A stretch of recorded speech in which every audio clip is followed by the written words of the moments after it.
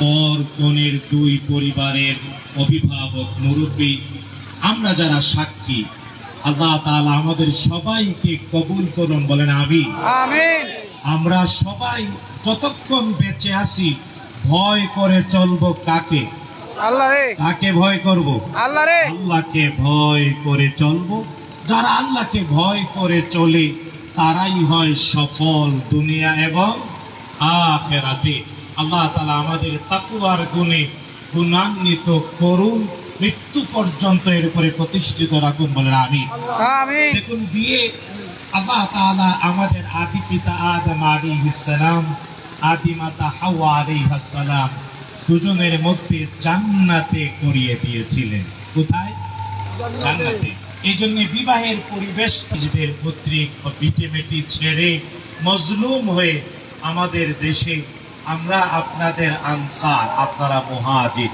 তাই আনসাররা মিলে পৃথিবীর দিক দিগন্ত থেকে, এমনকি ইউনাইটেড কিংডম থেকে কিছু আনসার, আপনারা যারা মুহাজির, আপনাদের সেবায় আপনাদের কিছু যুবক যুবতী ছেলে মেয়ের বিবাহের পরিবেশটা অন্তত আনন্দঘন, একটু সুন্দর, মর্যাদার, ভালো করার চেষ্টা করেছে। আমরা তাদের শুকরিয়া আদায় করি। করেন তো? বিশ্বনবী বলেছেন, মাল্লাম ইয়াশকুরিন নাস ফালাম ইয়াশকুরিল্লাহ। শুধু তাই না, এই ক্যাম্পে দায়িত্বশীল যারা, তারা আমাদেরকে সুন্দর ব্যবস্থা করে দিয়েছেন, আপনাদেরও আমরা কৃতজ্ঞতা আদায় করি। আর হ্যাঁ, আরো যারা আজকে আমরা এই মেহমান এবং বিভিন্নভাবে সময় দিয়ে এখানে উপস্থিত, আমরা সবাই মিলে সৌভাগ্যবান। আমরা পরিবার, সুন্দর পরিবার গঠার, সুন্দর পরিবার প্রতিষ্ঠার, সুন্দর পরিবারের সূচনায় আমরা সাক্ষী, বলেন না আলহামদুলিল্লাহ। আজকের পৃথিবীতে বড় অভাব ভালো মানুষের, ভালো নেক মানুষের।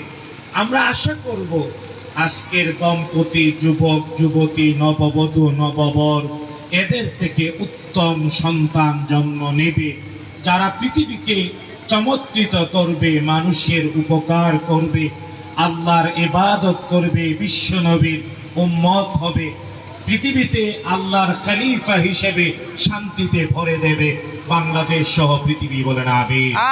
আমরা দোয়া করি আজকে নববধূ নববর যারা, এরা যাদের মেরুদণ্ড হয়ে পৃথিবীতে এসেছে, এদের দাদা দাদি, নানা নানি, পূর্বপুরুষ যারা বেঁচে নাই, যারা আজকের বিয়ের অনুষ্ঠানে থাকলে খুশি হতেন, এদেরকে যাতে আল্লাহ কবরে খুশি করে দেন, বলেন আমিন।